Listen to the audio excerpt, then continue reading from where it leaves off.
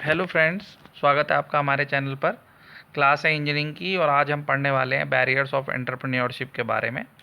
इससे पहले की क्लासों में हमने एंटरप्रेन्योर क्या होता है, एंटरप्रेन्योरशिप क्या होती है, एक एंटरप्रेन्योर में क्या क्या फंक्शन होते हैं, कुछ ये लेक्चर हमने ले लिए हैं।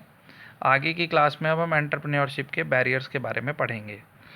इसमें हम पढ़ेंगे कि एक एंटरप्रेन्योर बनने में क्या क्या प्रॉब्लम फेस करनी पड़ती है, या कह लीजिए कि एक नया स्टार्टअप लगाने में क्या क्या प्रॉब्लम्स आती हैं, क्या क्या बैरियर होते हैं, वो हमें डिस्कस करने हैं। ठीक है, तो इसमें जो सबसे पहला है वो है रेगुलेटरी बैरियर्स। हम जानते हैं कि जब भी कोई नया स्टार्टअप या कोई नई छोटी कंपनी या बड़ी कंपनी कोई भी लगाई जाती है तो उसके लिए बहुत सारे पेपर वर्क हमें करने होते हैं। गवर्नमेंट से परमिशन लेनी होती है, जो आप प्रोडक्ट बना रहे हैं उसके लिए लाइसेंस लेना होता है, ठीक है, टैक्स, नॉर्म्स और भी बहुत सारी चीज़ें जो हैं, फायर सेफ्टी, ये सारे पेपर वर्क हमें कंप्लीट करने होते हैं। ठीक है, ये सारी एक्टिविटीज़ गवर्नमेंट ऑर्गेनाइजेशन के थ्रू ही पूरी होती हैं और सभी जानते हैं कि गवर्नमेंट ऑर्गेनाइजेशन से डील करना इतना आसान नहीं होता। तो यही सबसे पहला बैरियर है एक एंटरप्रेन्योर बनने में। उसके बाद सेकंड है मर्जर्स एंड एक्विजिशन। मर्जर मतलब विलय और एक्विजिशन में होता है जैसे अधिग्रहण। ठीक है, तो इसमें क्या पॉइंट है ये भी हम देखते हैं कि in India there are so many rules and regulations and acts governing the merger, acquisition, take over, compromises and amalgamation of the business enterprises. जब आपको पता है कि आपकी ऑर्गेनाइजेशन चलेगी, आने वाले टाइम में हो सकता है आपको किसी कंपनी के साथ विलय करना पड़ जाए, मर्ज करना पड़ जाए, या आप किसी कंपनी का अधिग्रहण करो या आपकी कंपनी का कोई अधिग्रहण करे।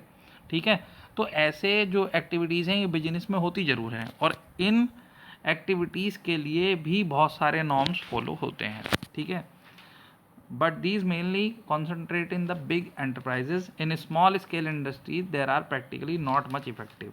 ठीक है, बड़ी कंपनीज में तो ये ईजिली फिर भी हो जाता है, लेकिन जो छोटी स्केल की कंपनी है वहाँ पे नॉर्म्स जो है पूरी तरीके से लागू नहीं हो पाते, वहाँ पे ये भी चीज़ें प्रॉब्लम क्रिएट करती हैं।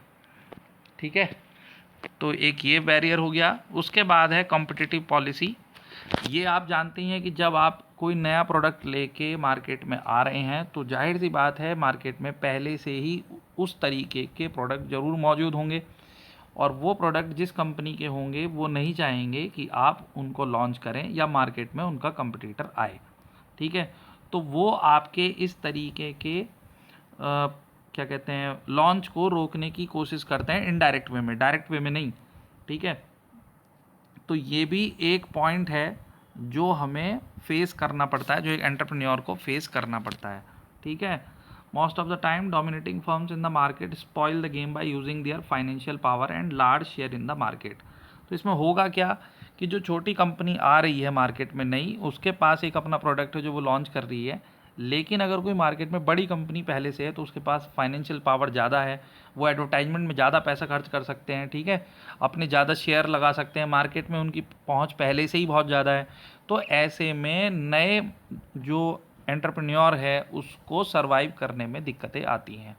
तो ये भी एक ऐसा फैक्टर है जो एंटरप्रेन्योर को डिस्करेज करता है। ठीक है, तो ये कंपटीशन जो पॉलिसी है ये भी एक तरीके का बैरियर ही है। उसके बाद फोर्थ है defective tax structure. Tax structure आप सभी पता है कि बहुत सारे प्रोडक्ट्स पे अलग अलग तरीके के जो है टैक्स हमको देने होते हैं, और भी जो है एंटरप्रेन्योर को इनकम पे टैक्स और भी चीज़ों पे टैक्स देना होता है। ठीक है, तो higher rate of taxes tend to distort economic activity and reduce profit margin of entrepreneur. जब टैक्स का रेट बहुत हाई होगा तो उसको कंपनसेट करने के लिए एंटरप्रेन्योर को क्या करना पड़ेगा, या तो वो अपनी जो लागत है उसको घटाएंगे या फिर प्रोडक्ट का प्राइस ऊंचा करेंगे ताकि प्रॉफिट मिले। मतलब अगर वो प्राइस बढ़ाएंगे तब भी उन्हें नुकसान है, क्योंकि नया प्रोडक्ट है और हाई प्राइस पे वो बेचने में उनको दिक्कत आएगी। ठीक है, तो ये भी एक बड़ा पैरामीटर होता है, एक बड़ा बैरियर होता है एंटरप्रेन्योरशिप में, defective tax structure. This reduce the profit rate of entrepreneur. ठीक है, तो ये टैक्स को कंपनसेट करने के चक्कर में जो एंटरप्रेन्योर होते हैं वो अपने प्रोडक्ट की कॉस्ट बढ़ाते हैं। ठीक है, या फिर और मटेरियल के साथ या लेबर के साथ या मशीनरी के साथ कहीं भी समझौता करेंगे तो वो कहीं ना कहीं प्रोडक्ट की क्वालिटी को नुकसान देगा, ठीक है। और प्रोडक्ट की क्वालिटी से समझौता करेंगे तो वैसे भी सेल जो है वो डाउन हो जाएगी, ठीक है।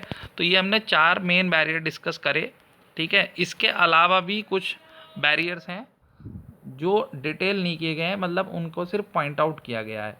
ये बहुत सारी बुक्स में ऐसे के ऐसे ही हैं लिखे हुए, तो मैंने भी उसी तरीके से लिखे हैं।